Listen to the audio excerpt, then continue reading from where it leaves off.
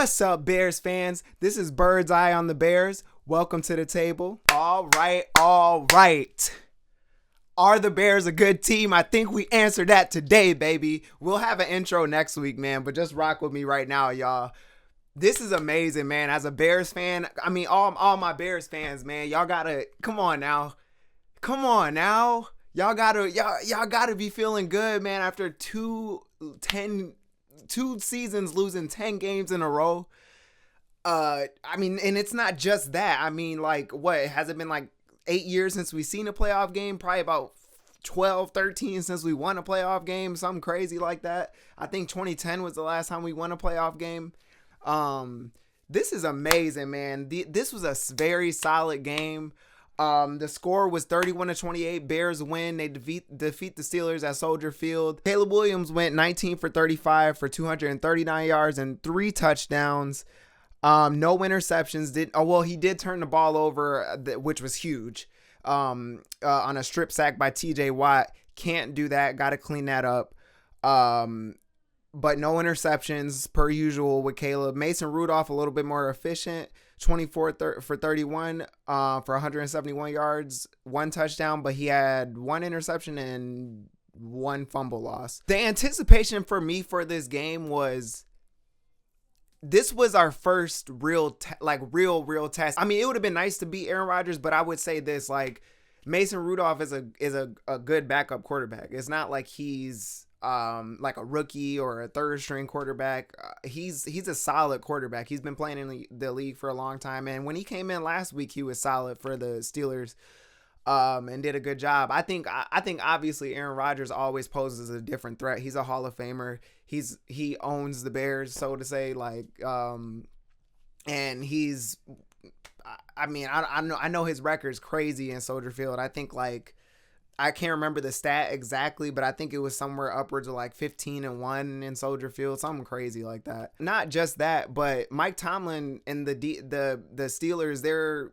always a good team. They're always a scrappy bunch. They're competitive. They haven't had a losing season since Mike Tomlin has been the head coach for the Steelers. So you always look at that game as a measuring stick. I think we can compete and against any team. I think this game showed that. This is a solid team, man. The Steelers are a solid bunch, man. Even though they're not the best defensively and Aaron Rodgers wasn't out there, this still was a game where our backs were against the wall again, and we showed that it doesn't matter what kind of game it is, we can win, whether we're up by 10 points late or whether we're down by a touchdown early and the momentum gets, or down by a touchdown in the first half and the momentum gets taken away completely from us. I feel like we answer when we need to answer on offense. We answer when we need to answer on defense. We are a good team. Now, a great team, I don't know if we're there yet. I feel like a great team closes games. Like, a great team goes 30, like when it's 31-21, we close that game. Montez Sweat gets that 3rd sack. We don't let the Steelers score, get the ball back and score again, or run the clock out and get a 31-21 victory or a 38-21 victory. I think that's what a great team does. But I think we are right on the edge, right on the cusp of being a great team. When we get into the playoffs, we can do some damage. I feel like it's possible for us to win a one game, and maybe if we get lucky, go on a run. That's supremely ahead of where we need to be in our development with Caleb, with Ben Johnson. I mean, this is a huge turnaround. This is like an OKC turnaround. This is amazing. All right, so let's get into what actually happened. The first quarter started with a wild interception. I mean, Nahshon Wright with the one-handed grab, though, for his coach. Rest in peace. I forgot. I think his name is something, Coach Beam.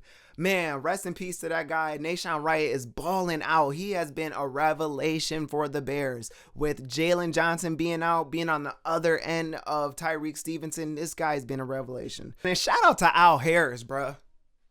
Shout out to Al Harris, bruh. Shout out to Al Harris. I'll say it again.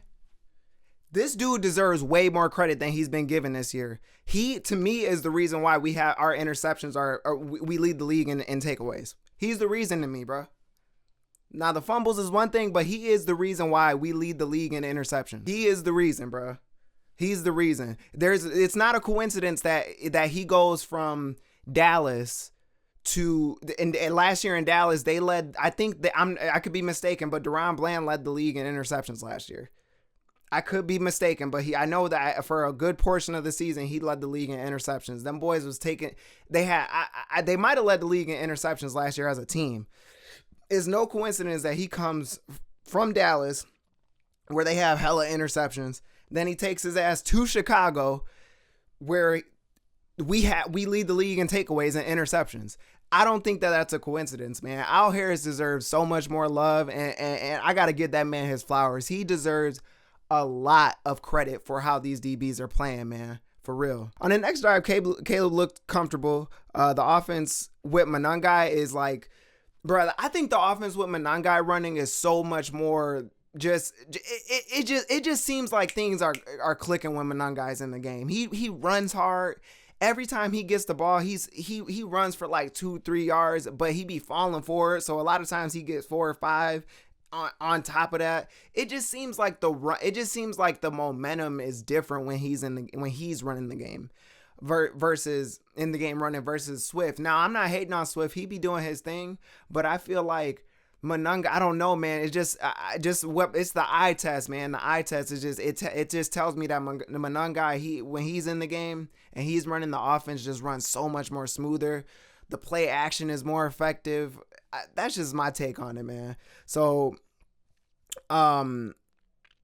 then Caleb ended up hitting DJ Moore for the touchdown. On the ensuing kickoff, Santos kicks a knuckleball that Gainwell bobbled and left the Steelers at the 5-yard line. And by the way, the Cairo disrespect is crazy. The Cairo disrespect is crazy right now. Some Bears fans are saying they don't trust him just because last week, like, come on, bro. Cairo, he was 4 or 5 for last week, and he's never missed a game-winning field goal since he's got here. Never missed a game, except for the Packers one that they blocked. Okay, so except for that one. But other than that, since if he's gotten the ball up, he hasn't missed a game-winning field goal. The dude's clutch. And on top of that, he's been solid. Like, remember what happened last time we let a kicker go that was a great kicker and just had like a subpar down year? We let go of Robbie Gould because he had one bad year. And then what happened? He became he was the 49ers best kicker ever, like, and 49ers history. So let's chill, pump our brakes a little bit on Cairo, man. The Cairo disrespect will not be tolerated on this show. It will not be tolerated. Okay. And after that, the Steelers, but after that though, the Steelers respond with a 95-yard touchdown, and it felt like the Bears made zero adjustments. It felt like the Steelers were running all over us. It felt like the whole drive, they just was doing whatever the hell they wanted to. And then we weren't making no adjustments on that drive specifically. Then the second quarter comes and things got ugly quick. Okay. Things got ugly quick. I mean, Caleb got strip sacked by TJ Watt. We all know it was just it was one of those plays that it's like you live and die with Caleb. Like, it's one of those, all the magician plays that he's been doing, this is the one that you kind of just got to be like, you can't do, and he can't, like, further on in his career, he cannot let that happen. But right now, you just have to live with it with Caleb, because that same play is the same reason why he's avoided 15 sacks this year. Then the next drive after that, Swift puts the ball on the damn ground on I think it was a 3rd and 1. And man, right there, I was like, yikes. Maybe we're not the team we think we are yet. That was scary at that moment, but you know, we bounced back, we did our thing. But yeah, that was scary, man. That was a scary moment. Then, so the injuries started stacking up after that. I noticed Stevenson went out, and I can't remember who else went out. But obviously, all of our linebackers were already out, and I think it was Ruben Hippolyte that got out, and then Theo Benedict was already out. So the injuries are stacking up for us, which makes these wins even more impressive, honestly, because it shows that we are a good team. Like, we have depth, And it shows that coaching, our coaching matters. And in situations like this, when your injuries are all turned upside down, the staff matters. So after Swift fumbles that ball, we stopped the Steelers on a critical fourth down. I don't know what the Steelers were thinking. Mason Rudolph had been doing straight on the quarterback sneaks up to that point, I believe.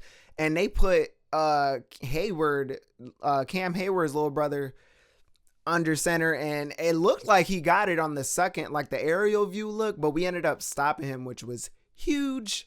That was huge. And that's what I mean when the defense seems to come up at the right times, man. Even though we allow a lot of yards, it seems like the defense rises to the occasion when we need them to. So the offense ends up answering. Again, the defense answers at the right time. The offense answers at the right time. It was an up and down drive, though. It was a lot of 1st and 15s, a lot of 2nd and 15s, but Caleb had some real key throws that drive. Despite the bad start on multiple downs. There was a time when Caleb scrambled and Ramsey pushed him out of bounds, which I didn't mind. Like, Caleb be trying to sell the whole like quarterback roughing shit, but it's like Ramsey wasn't going for that shit. So he pushed him out of bounds. I didn't mind it. But I did like how CJ on the sideline hemmed up Ramsey and was like, nah, bruh. That's the type of CJ has been such a huge addition to this team, bro. And in the locker room, just his attitude, like his energy, like we need that nasty dog energy, bro. Cause yeah, I love that CJ stood up for his teammate, for Caleb right there. Like, and it felt like that's what it kind of felt like that was like we were starting to grab momentum back a little bit right after that. So that was love. Then Caleb finds Colston Loveland for, I think it was like a nice little 10-yard touchdown. Some stuff like that with Colston, man. Colston's starting to come alive.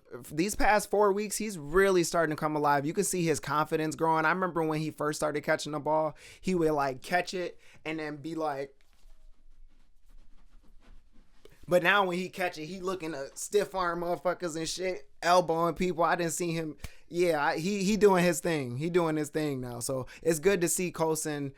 It's good to see that top 10 pick actually starting to play out the way it was. Because for a little bit, I was a little scared because Tyler Warren was chopping in Indy. And I'm like, maybe we should have got that guy. But Ben Johnson had a plan. Meanwhile, on the next drive, the defense just keeps bleeding yards in the run game, in the short passing game. Then on 4th and short, Gainwell almost scores on a fake tush push, man.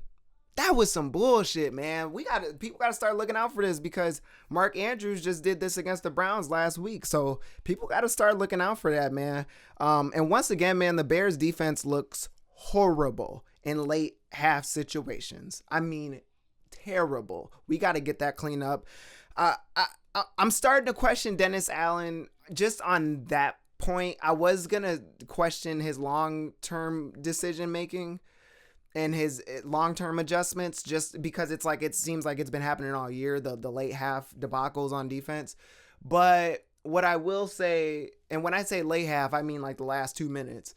What I will say is like Dennis Allen is really, he dials up the right pressures and the right defense when the game's on the line. I will say that. I will give him that credit for sure.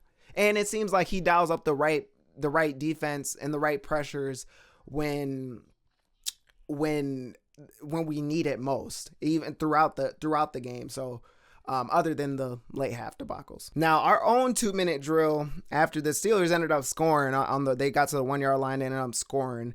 Our 2-minute drill was like messy as hell. It was very sloppy. Sloppy execution. Caleb, his accuracy was all over the place. Timeouts weren't managed great. There was like 2 back-to-back timeouts. But Cairo, no Cairo disrespect. He nails the field goal to end the half. Bears trail, and that first half was a roller coaster. It was a lot. So Bears opened the second half by forcing the Steelers to punt. Perfect start. We needed that. On the ensuing drive, because at that time it was like 21 to 17. And then on the ensuing drive, the Bears offense starts rolling. Caleb looks sharp, and Ben Johnson he's scheming guys open. DJ Moore gets hit with the unsportsmanlike conduct penalty. He threw the ball at James Pierre, the DB. It's not ideal for him to do that in that situation. I mean, it was kind of a ticky-tack call that the NFL they're coming down on shit like that. So, but he immediately redeems himself with a 25-yard touchdown. Mic drop. Let's go, DJ. Let's go, DJ. Go, DJ. That's my DJ. Go, DJ. That's my DJ. Go, DJ. Okay. So, anyways, Odunze. So we stopped the Steelers, and then we get the ball back. I think it was like 28. No, let me be right. It was 24-21, I believe. And after DJ Moore scored his touchdown, we got the ball back. And the first throw, Caleb looks poised, throws a dart to Rome Odunze. Then the DB knocks it out of his hands after he already possesses the ball.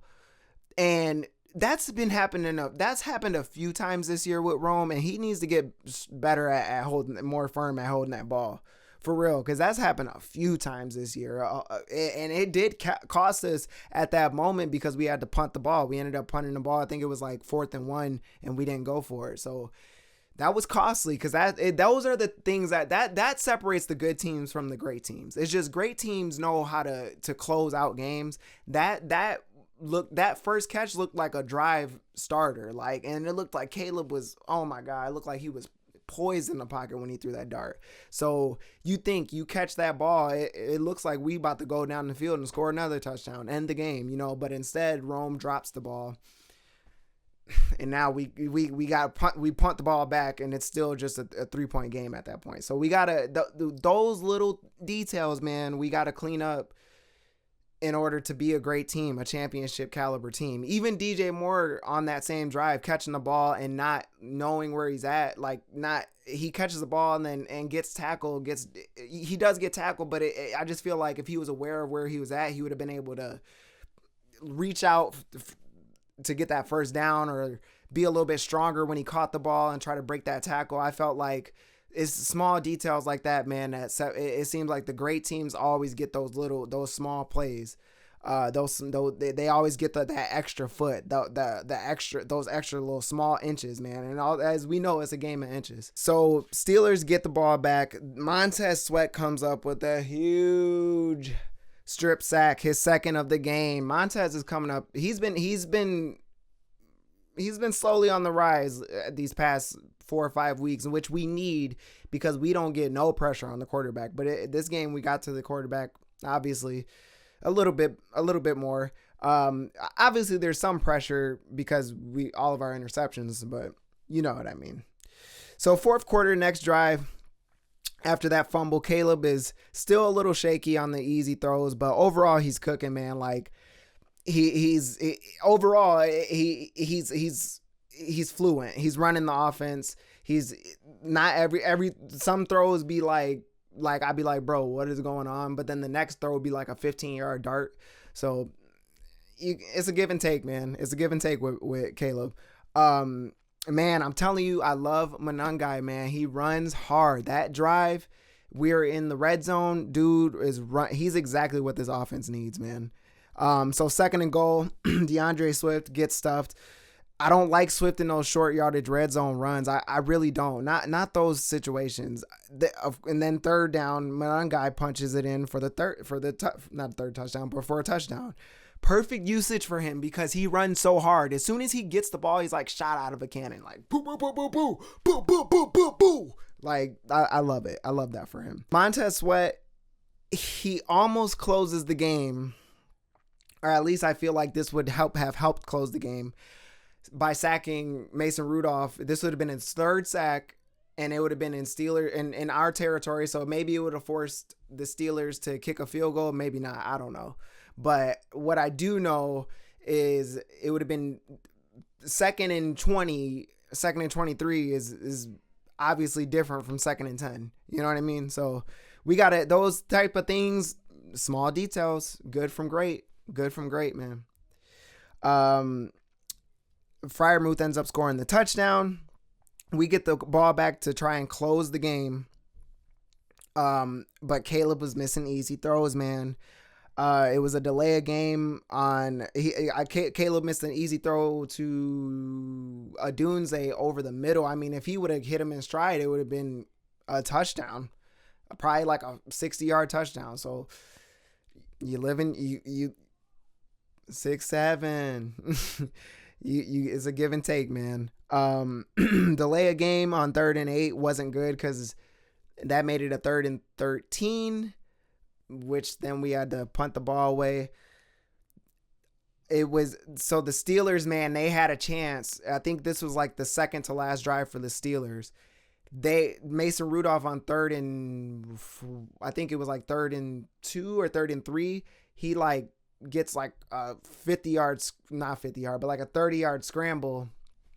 But it was an illegal formation on the Steelers, thank God. So that made it 3rd and 9. The next play, Grady Jarrett, veteran presence, comes through. Still as good as a sack. He lifts that hand up and smacks that ball down, man. He swats the ball, forces the Steelers to punt. So we get a chance to close the game out. I think it was like the Steelers had 3 timeouts. It was like a minute and 56 minutes left in the game. They punt it to us, 3 and out. Pretty much a 3 and out. Manangai almost ends the game with a with a cutback to the right, but he ends up stumbling.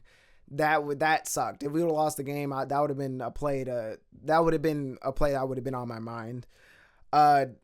Caleb Williams and Ben Johnson, they're throwing on 3rd down. I really don't mind it there because it's like they're gonna stack the box, man. We gotta play to win, not to lose.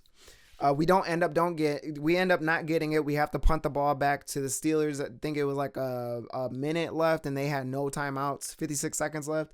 The defense at first was playing way too easy, man. And I think Dennis Allen was like, let me play tighter coverage, because it was like they were just catching the ball, like 10-yard outs, catching the ball, going out of bounds. 10-yard out, catching the ball, going out of bounds. Then it seemed like after that, Dennis Allen was like, nah, as soon as y'all catch the ball, y'all getting rocked. So yeah, that's pretty much what I seen on that. And the play of the game, bro, to end the game, Jaquan Brisker, bro. Go ahead, my boy. Swatted the ball at the line. I think it was like 4th and 7 to end the game. Jaquan Brisker, let me give you your flowers, man. Effort, bro.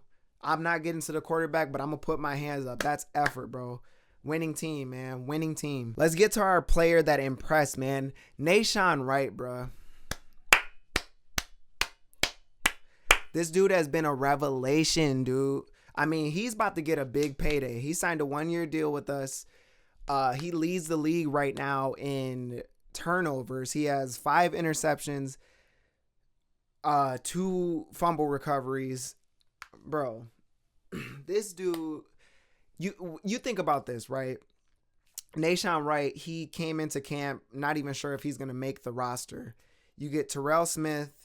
The cornerback depth is crazy for the Bears. You got Jalen Johnson, Tariq Stevenson, Terrell Smith, McLeod, Blackwell is even solid. Then Nahshon Wright comes in. He plays he's a practice squad player last year. He's basically a practice squad player this year. Comes into training camp, does his thing. Jalen Johnson goes out. I think it was like week 4, re-aggravates a groin injury. So he's basically out the whole year, so we think. And Nahshon Wright steps into that role, man, as the second cornerback, and he just elevates. He elevates us, man. His length is so huge. It speaks volumes on the interceptions that he's had this year. Huge, man. And I'm just so happy for him because it's a contract year basically for him. If he doesn't sign with us, which I hope he does, I don't know, man. It might be something because if Jalen Johnson comes back and Tyreek Stevenson, are you gonna keep Tyreek Stevenson and Jalen Johnson as your CB1 and CB2 on the outside? Do you keep Nahshon Wright over Tyreek Stevenson at this point? I don't know, man. I mean, the way he's playing, he's certainly creating the conversation. So, and next year you have Jalen Johnson and Nahshon Wright on the other side. His length plays a huge role. So I just want to give my flowers to Nahshon Wright, man. He's been a huge player for us coming off, just like I said, just out of nowhere. All right, man, we got some homework, man, for the Bears next week. I'm gonna say it like this, man. We gotta stop the run, dude. The run game, the run defense is just getting borderline ridiculous. I think we did better in the second half, but Gainwell and Jalen Warren, they were doing whatever they wanted to, man. And it felt like they were going untouched 4 or 5 yards before there was even contact. That's been the story of this defense. On the bad side of the defense. So, man, we gotta do some, I don't know, through the draft. Shamar Turner definitely is a big hit. Losing him was huge because it felt like when we plugged him in, the run defense, when we plugged him in that Commanders game, it felt like the run defense was like went from from the bottom barrel of the league to like top 10 immediately, just with him just his presence. He's a nasty big dude. And he's a nasty dude, man. He's a dog. So to lose him was huge. It seemed like as soon as we lost him, the run defense kind of like squandered a little bit again. But yeah, we got to get that right. Close games better. I feel like the defense, I don't know, man. I just feel like the offense has to do better with closing the games. We gotta score. We gotta put our foot on their necks, man. When it comes to closing games, when it comes to getting those third downs, those passing third. When it's third down and it's time to pass to close the game, we gotta convert those. We haven't converted any of those this year.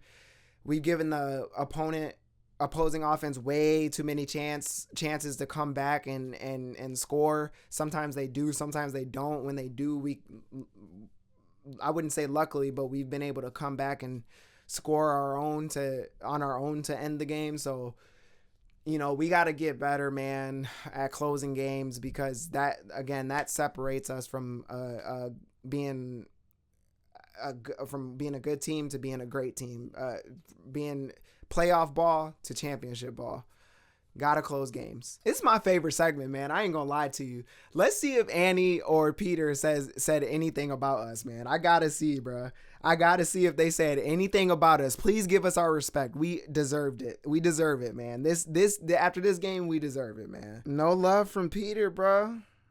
That's cool. Peter be real quiet when we be winning, bro. Peter be real quiet, bro. He be real quiet when we be winning, man. He don't want to give us no love. Nah, no love from Annie either, man. Peter and Annie don't give us no love, man. That's cool. I be trying to see if they do, man. I be trying to see what they gonna say, now that we doing our thing. But I guess they ain't give us no love this week, man. That's cool. If things change, I will post it. All right. So final thoughts, man. We are legit a playoff team, man. I think we've put ourselves in a great position to go to the playoffs. I mean, you win you go half and half these next few weeks. Last half of the season, we should get in the playoffs. Fingers crossed. You always hold your breath with Chicago sports, but I think, man, my final thoughts are just, I'm happy, man. I'm just happy to see us win against a storied franchise, a good head coach, a solid team. And it was a game where we faced adversity. So it shows that we can come back not only against the good or the bad teams, but against decent teams, good teams as well. So I think, man, we can compete with anybody. If you asking me, I think that the playoffs we're a playoff team. I said it last week and I'm saying it again. We're a playoff team. I think this week showed that we possibly could even maybe go on a run if we get in the playoffs. Maybe if anything, win one game in the playoffs. We got the Eagles coming up on a short week, Black Friday at 2 p.m. another big test. Let's see where we'll stack up, man. Let's see where we'll stack up. But it's a great day to be a Bears fan, man. Welcome to the table, baby. Bear down. Let's go.